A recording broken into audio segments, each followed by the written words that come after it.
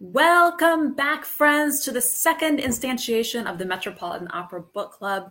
I am Kamala Schelling. I am the manager of educational content here at the Met. I use the she, her, hers series of pronouns, and I'm a white woman with chin-length brown hair. And today I'm wearing a green and white jacket with a big green button on the front, and I'm at home on the Upper West Side of Manhattan. I'm joining you on behalf of the Metropolitan Opera, which stands on the unceded ancestral homelands of the Munsee Lenape people. So next Tuesday, November 23rd, Matthew Aucoin and Sarah Ruhl's opera, Eurydice, will open at the Metropolitan Opera House. And a week and a half later, students, and let's face it, opera lovers of all ages around the whole country and around the whole world will get to see the work broadcast live in HD. The opera is based on the play Eurydice by Sarah Ruhl. I have a copy right here.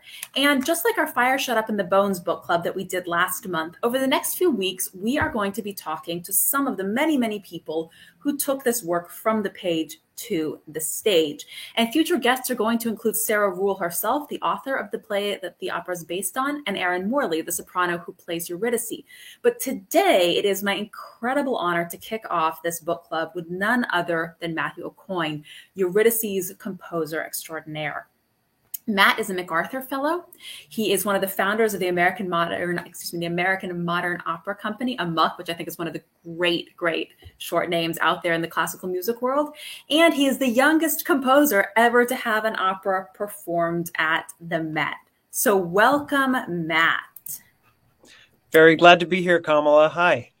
Hi, welcome. It is such a pleasure to have you. So today was a big day for you and Eurydice. Where are you right now, and what happened this morning? I am joining you from a room on sea level, which is the basement level at the Met. Earlier this morning, we had our final dress rehearsal. So basically a performance. There were probably about 1,000 people in the hall, so it felt very much like a performance. And when you think about it, slightly crazy thing about the Met is that we do our dress rehearsals at 10:30 in the morning, which if you've ever, you can tell my voice still hasn't woken up. If you've ever tried to sing anything first thing in the morning, it's not easy. So we know that if we can do it at 10:30 a.m., we can definitely do it at 8 p.m. That is a great rule of thumb and a great reason to do morning dress rehearsals. I am also not a morning person, and I know most of the people in the building are not. So if you can do it at 10:30, you can definitely do it at 8. How did it go? How was it hearing your work on this giant stage in this giant auditorium? It's almost an out-of-body experience. I feel really lucky because we have an amazing team. I really trust these singers, the orchestra, the conductor, Yannick Nézet-Séguin, our director, the stagehands, the tech crew. It's a village. It really takes a village to make an opera happen. And we've been on stage for a couple of weeks, but today the real new thing was having an audience. And that, one thing that astonished me, it happened out when we did the piece in LA too. When Orpheus turns around, everyone gasps. Now, really? Yeah, it's incredible. We all know it's coming. It's like, you read the synopsis, right? But there's something so primal about that everyone just goes, so it happened again today. I can't wait to see it. And that's a wonderful thing about live performance. After these 18 months we had with no live performance, it's been amazing to me to be able to go back into the theater and feel those moments where everybody shares an experience, where everybody shares a moment. Absolutely. So I can't wait to have that moment with Orpheus and Eurydice. I'm going to see it next week. So for starters, before we leap into our questions from kids around the country, this is your first opera that you're having performed at the Met, but it's not your first job in the Metropolitan Opera House. So can you tell us a little about your history with this organization? Yeah, when I was in college, I was invited to audition for a position on the Met's music staff. And basically what that is that in rehearsing an opera and preparing it for performances, an important role is the pianists and assistant conductors who play the role of the orchestra basically throughout the process of staging the piece. You don't have the whole orchestra with you. You have someone playing the piano, sort of doing a reduction of the orchestra. And also the job of the music staff is to work with the singers, coach the singers, make sure they know their entrances and everything. And I auditioned and got a part-time position on music staff around the time I was graduating college. So for me, the Met is also, it's almost like a school. It's where I learned a lot of things about the craft of making operas. I got to work with incredible choreographers like Crystal Pite and conductors and composers like Thomas Adès and singers like Renee Fleming. And so it was really an education for me. And you are now not just a composer, you're also a conductor. Do you feel like those experiences have helped you become the composer and conductor you are today? Definitely. And, I'm not sure if some of the folks watching are, if you are yourselves musicians, but if there are some out there, and if you're interested in making up your own music, I would say for me, it's been really important to keep contact with the act of performing music in addition to writing it, because, with these opera singers, you're asking them to do extraordinary things with their voices. It's like the Olympics of the human voice. And you really have to know what it feels like to perform it, because otherwise you might ask them something totally painful or whatever. So yeah, I think my time at the Met on music staff taught me a lot about the practicalities of making these shows happen. That's amazing. It's so important too to remember that for each of these shows, it's not just you as a composer and then some singers and librettist thrown in there. There are so many practical aspects, including the fact that it's harder to sing in the morning than it is in the evening, including the fact that singers are going to get tired by the end. There are so many things going on that are necessary to think about to be able to make a really successful opera performance. It is a team effort for sure. A huge team effort, and the Met is lucky to have an incredible team of people. So let's pivot to Eurydice now. And let's start with a question from Hope in Helena, Montana. And one of the things we've been talking about as we study this opera is all the different versions of Orpheus and Eurydice, operas, works of art, works of literature out there. It's a story that's 2,500 years old, been told and engaged with and used as inspiration by so many different artists. So Hope asks, what made you want to create an opera for Eurydice when it's already been done in other forms? And then I would add the question, what is different about your version of this story? Yeah, I owe a lot to my collaborator, Sarah Ruhl, the playwright who wrote the play Eurydice, which the opera is based on. And, the first thing I would say, which might be surprising, is that I think Sarah's play is not really at its core just the Orpheus and Eurydice myth. I think it's a different story. She told a lot about her own life. It deals with the loss of her father. Sarah's father passed when she was quite young, and the core of our drama really is that Eurydice goes into the underworld, loses her memory as she passes through the river of forgetfulness and encounters her father. And then the center of the drama is this process of learning who she is again, together with her father. So to me, it didn't feel so much like just retelling the same old story, and it felt more like a very different, almost, a very personal 21st century story. But I will say that, the myth does play a role. And for me, it's one of those stories that always has something to tell us because it's lodged itself very deep in the human mind. I think we've all been Orpheus at the moment of looking back, and we've probably all been Eurydice having that done to us. And I think what that means really is we've all done the one thing that you know you shouldn't do it. You know it's stupid, but you do it anyway. It's just something in our psyches that's hardwired. And also the experience of loss from Eurydice's perspective, I think is something, if you've been through a breakup, you've been there. So I was interested in telling the story from the other side of the camera. I love that. The next two questions are, one, a very specific question about Orpheus and an element of the myth that we all know and that you just referenced. And then one that is about Eurydice, and I think a very specific question to this interpretation. Now, I know before we dive into these that this is not the first time you've written about Orpheus in music. Would you be willing to tell us very quickly about that other Orpheus piece you wrote? Yeah. In 2014, I wrote a piece called The Orphic Moment, which kind of got me going creatively for what would become Eurydice. It is a short piece for one singer, one violinist, and a small orchestra.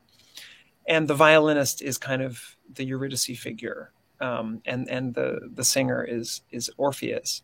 And in that piece, what I did basically is I wanted to expand or explode the few instants, like milliseconds, before Orpheus turns around, and just think, what's going on? What's going through his head in those last milliseconds? And I had a very dark answer, which was that he knows what's going to happen, and he turns around anyway because he knows that it's going to be good for music, that loss and death and grief inspire music. That is a very dark answer, but I think also spoken like a true musician. Right. Unfortunately, I think hopefully my husband knows I would never do such a thing to him. But we are but humans, unlike Orpheus, who was demigod. We're only human, and I think that dark reading is kind of what the whole art form of opera is based on, in a way, because in opera there's a lot of people grieving and complaining and getting angry at each other and losing each other, and then they sing about it and they let out their energy by singing about it. So really you could say that all of opera is founded on this one, on the Orphic moment. Yeah. I love that. So from Hope and Charles, who are also in Helena, Montana, their question then is, and you sort of answered it, what do you think was Orpheus's true intention in turning around? And I'm going to add to that, in this opera, do you feel like there is still that element of needing to have loss for creation, or do you feel like Orpheus has a different motivation in this opera? Has Orpheus changed? Great question. So yeah, I did give my own personal dark reading, but I think it's very different in the opera because it's really Sarah's take, because she wrote the libretto. And because Sarah focuses on Eurydice, and because Sarah makes Eurydice more complicated, more nuanced, more interesting, Eurydice also has the tragic flaw in this piece. I think that's part of really humanizing Eurydice. So actually, I'm going to interrupt you because you just said that. It's such a perfect place to ask the second question, which is from River, which is, why does Eurydice abandon all common sense to get a letter from her dead father? Is that a similar moment of a tragic flaw of making a choice that maybe doesn't seem logical in pursuit of a greater emotional event, in pursuit of something beyond herself? I think that moment's slightly different. Let me just answer the previous one. I think the moment of the look back in Sarah's play and also in our opera, it's not that Orpheus just looks back. It's that Eurydice calls his name and makes him, it's a little bit unclear. It's supposed to be unclear because it's a complicated moment. But she kind of goes, Orpheus, as if she doesn't really trust that it's him, or whatever. She has a strange impulse. And this is also super important because Sarah has said that, because she's a word person, Eurydice in the opera is really connected to language, and Orpheus is connected to music. And in a way, it's language. She says his name, and it's a word that causes the look back. But to this other very good question about why does Eurydice abandon all common sense? This is a great question. This happens. I love that phrasing. Why does she abandon all common sense? It's very sort of Dante-esque. Abandon all hope, ye who enter. Abandon all common sense, ye who enter. I think it's, any opera house should say, abandon all common sense, you who enter the opera house. It's a great question, River. This happens, I think you all probably know this, but it happens early in the piece, that at her wedding, she's represented. And at this point, we've all read the first movement of Sarah's play. So we've read through where she Oh, leaves great. where she leaves the wedding, where she says, I thought there were going to be more interesting people at my wedding. And then she follows this interesting man who supposedly has a letter. Um, Oh no, I've given things away from the third movement. I'm so sorry, oh, everyone. that's okay. That's okay. Most of us have read the synopsis anyway. Right, right. Well, so why does Eurydice abandon all common sense? I think uh, it's that at the beginning of the play, she's quite young. She's quite she's really smart, um, but she's maybe a little bit insecure. She um, and I think she's still in a little bit of a raw or kind of vulnerable place because of her father's passing. And it's funny. You hear these stories in the news sometimes about people who've lost a loved one, and they end up kind of getting taken advantage of by someone who claims they're a medium who can communicate with the dead, and people pay a lot of money to have a chance to talk to people. And you might think, oh gosh, why, how could anyone fall for that? But when you're in that state, you're just looking for a sign. You're looking for a sign that the person is still there in some form. So I think the way that it happens is that Eurydice, of course, she stepped out of her own wedding, and she's standing there going, gosh, I hate parties. I don't even really want to be here. I really actually miss my father. So in a way, Hades gets her at her most vulnerable moment. That's what I would say. And she knows it's not smart to follow him to his strange, scuzzy penthouse apartment, but she wants it so badly. And it does in a way get her back to her father, right? Even though That's a good it's a point. complicated reunion and doesn't necessarily turn out well. I love that question, and I love taking that question as we read the next two movements of the play. Mm-hmm. How is Eurydice growing through everything she experiences? Is she becoming more vulnerable? Is she becoming less vulnerable? And Mm. even the question I always like to ask myself, what would I do in that circumstance if I were grieving the loss of someone, and somebody who said, come to my slightly squeezy penthouse apartment and maybe you can see them again. Would I say, yeah, that sounds really good? Or would I say, no, that is not a common sense thing to do? I think it's an important way to think through these characters. Totally. Because we mentioned before that we are but human, and Orpheus, however, is something more than human, I'm going to turn to a question now from Shayla, Hope, and Charles, which what changes does Orpheus go through, or what was your thinking behind casting two different singers in this same role? And we should say it's not like one performs one night and one performs the next night. These two singers are on stage simultaneously. Another really good question. So Orpheus has a split, not a split personality, but really like a split nature. He's part human and part more than human. And this goes back way back to the sources. Even in the ancient Greek sources, nobody can really agree on where Orpheus came from. Some people say his father is some king somewhere, but others say that his father was the god Apollo, the god of the sun, and a bunch of other things too. So he's part human, part something else. And in Sarah's play, Orpheus is kind of recognizably a normal dude. He's kind of like a college kid who, he's not always great at communicating. He's kind of in his own head. He's kind of frustratingly normal, except that he has this crazy, spectacular talent. And so I wanted to find a way to capture that double nature. Also, it's important that Eurydice always feels like she doesn't have access to all of him. So I thought, well, what if we have Orpheus the human be a baritone, which is a lower voice type? And what if there were a countertenor, which is the highest conventional male voice type, who sings mostly in falsetto, up here in falsetto, like Freddie Mercury, and that Orpheus's double, as we call the countertenor, is kind of like Orpheus's musical or divine side. And Eurydice never sees the double, and the double does not always sing. When Orpheus is just being a normal guy, only the baritone sings. But in the really special moments, the more musically intense moments, the countertenor also sings. And there's almost a kind of tension. Orpheus is drawn to Eurydice, but he's also kind of attracted to the double. So there's this dramatic tension there. It's a very cool musical effect. I haven't seen it live yet. I can't wait to see how it plays out actually on stage. So I have a question now from Alfred in Iowa. And I just realized, Alfred, I'm sorry, I didn't make a banner for your question, so I'm simply going to read it. Alfred asked, and I love this question, when you're about to write an operatic adaptation, what is the first thing you do? So when you pick up this work of literature, what is the first thing you do when you start thinking about how to turn it into an opera?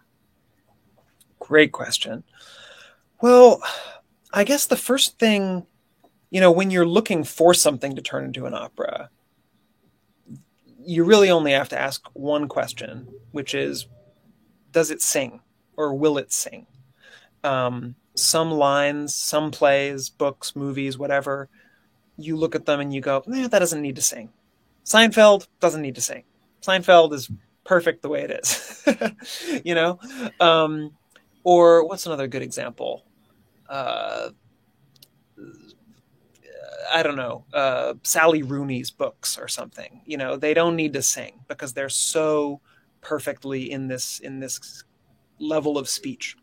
But sometimes you read something, often it has something to do with magic or dreamlike qualities or something that's just slightly, because I always think, opera can never really be realism. It can never be realistic because everyone is singing all the time. So you sort of have no hope of being realistic in the way that a movie can be realistic with, perfect, period sets and costumes and stuff. So you ask yourself, will it sing? And then once you've picked a subject, like once I'd sort of decided on Eurydice and started working with Sarah, gosh, then I'm not sure. It's hard to say what the first thing you do is because you really just kind of dive in and start sketching. For me, the key thing is you got to figure out what the musical atmosphere is, what are the really crucial harmonies, rhythms, things that will happen multiple times. So it's kind of like you want to figure out what your color palette is, if you were a painter. So it's a lot of kind of musical experiments for me, just playing around at the piano. I love that. And your orchestration for Eurydice has a lot of really fascinating coloristic effects. Is there anything in particular we should listen for when we go to the opera house? Is there a moment where you think, I really love the thing I created in the orchestra there? Or just the whole thing? Gosh. Well, I don't know. I don't want to make any grand claims, but I think it's worth listening for the percussion. The percussion have a lot to do in a way that they don't always in operas. We have 6 percussionists down in the pit. 6 percussionists? Yeah, 5 plus timpani. Wow. And there's so many percussion instruments, probably like 70 or 80 different instruments that get played over the course of the evening. They barely fit in the pit. That's so cool. So there's a lot of, tuned gongs. So yeah, I think for me, percussion is every bit as important as violins. So I would say listen for that. Also, I think the music, in the scene when the father builds a room out of string for Eurydice, that's just an orchestral interlude. That's one spot it might be fun to listen for. So, yeah. Absolutely. Great. So we have our listening assignments. Listen for the percussion, listen for those surprising instruments in the percussion, and then listen for how Matt has illustrated this moment where the father's building the room out of string. So before I let you go, on December 7th, in just a couple weeks, you have a book coming out. It's called The Impossible Art. I wish I could hold up a copy to show, but I don't have a copy yet. I'm going to buy one as soon as it's on the stand, as soon as it's on the shelves. But I want to ask you, first of all, what is this impossible art that you're writing about? And second of all, why is it impossible? So it's a book about opera. Opera is the impossible art. in my opinion. Abandon all common sense. Abandon all common sense. That should be the subtitle of the book. Ugh, too bad it's already for the sequel. Right, totally. Who was it? Was it Hope and Who asked that question? Let's see. It You was guys can get Hope royalties. and River. It was River. Why does Eurydice River, abandon all common sense? Yeah, so basically it's an introduction to opera. It's got essays about a lot of my favorite pieces, ranging from Mozart to Verdi to more recent pieces.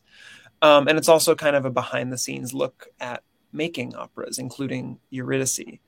And the reason that I call the book The Impossible Art is that I think opera always tries for something impossible, which is this total union of all the human senses and like every art form that's ever existed, music and dance and poetry and drama and, the architecture of the set and lighting and everything. It's supposed to be this total experience. And if you've ever seen an opera, it doesn't usually go smoothly. These things don't always come together, but all kinds of other beautiful things happen precisely because it is impossible.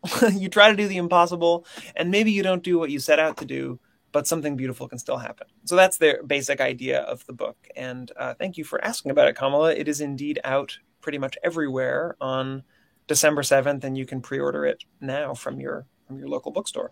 And it's fabulous. I read, because sometimes we get to do things like this at the Met, I read a PDF of one of the final versions, and it's funny and it's poignant and it's insightful and it's personal. And I absolutely loved it. And I recommend it very highly, both to people who are lifelong opera people and for people who are completely new to the art form. I think that's one of the most exciting things about your book is it's this wonderful, wonderful introduction that has something for you no matter what level of opera, no matter what level of engagement you already have with opera.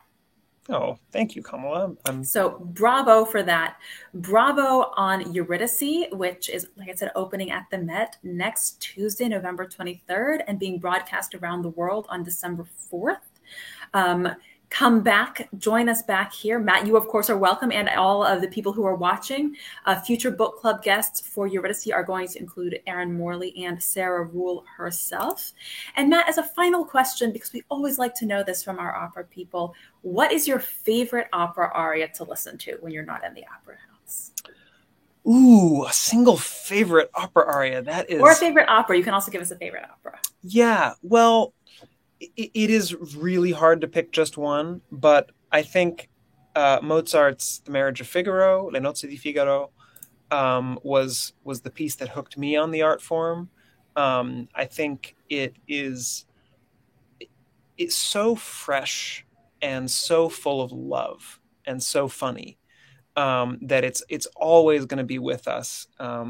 It's one of those pieces that has everything. It has a kind of gender-bending young page boy sung by a woman who was kind of an important icon for me growing up. It's a love story. It's a story about politics and the power of the working class at a dangerous moment in Europe's history. It was like right before the French Revolution, and the politics are really crackling even in the 21st century. So it's one of those pieces that has everything. I would highly recommend either listening to it or watching a video of Figaro. I wholeheartedly agree. Thank you so much, Matt. Thank you for joining us today. Thank you for writing this amazing work of art. We are so lucky to get to see it. And thanks for being part of the great Met Opera family. We are so lucky to have you. Thanks for having me, Kamala, and thanks for the great questions, everybody. Yes, thanks everybody for your questions. Keep them coming. And we'll see you back here in 2 weeks' time with Erin Morley.